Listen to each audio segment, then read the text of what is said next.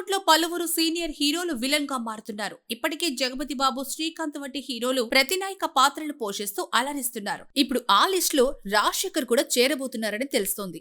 గతంలో ఎన్నో powerful roles పోషించి యాంగ్రీ మెన్ గా పేరు తెచ్చుకున్న రాజశేఖర్ కొన్నేళ్లుగా హీరోగా వెనకబడ్డారనే చెప్పాలి. దీంతో ఆయన విలన్ గా ఎంట్రీ ఇవ్వడానికి సిద్ధమయ్యారని వినికిడి. విజయ్ దేవరకొండ సినిమాలో రాజశేఖర్ పవర్ఫుల్ విలన్ గా కనిపించనున్నారని సమాచారం. గౌతమ్ తిన్ననూరి దర్శకత్వంలో రూపొందుతున్న కింగ్డమ్ తో త్వరలో ప్రేక్షకులను పలకరించనున్నారు విజయ్ దేవరకొండ. ఆ తర్వాత దర్శకులు రాహుల్ సాంకృత్యాయన్, రవికిరణ్ కోలాతో సినిమాలు చేయనున్నాడు. వీటిలో రవికిరణ్ ప్రాజెక్ట్ ని శ్రీ వెంకటేశ్వర క్రియేషన్స్ బ్యానర్ పై దిల్ రాజు నిర్మిస్తున్నాడు. ఈ చిత్రానికైతే రౌడీ జనార్దన్ అనే టైటిల్ ని లాక్ చేశారు.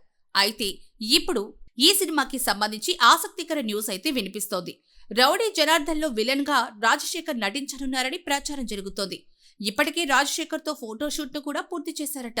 ఇందులో రాజశేఖర్ క్యారెక్టరైజేషన్, గెటప్ కొత్తగా ఉంటాయట. ఆ పాత్రను రవికిరణ్ డిజైన్ చేసిన తీరు అదిరిపోయిందని అంటున్నారు.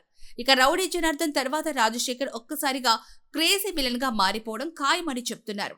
నిజానికి రాజశేఖర్ విలన్ గా ఎంట్రీ ఇస్తున్నట్లు ఎప్పటినుంచో వార్తలొస్తున్నాయి.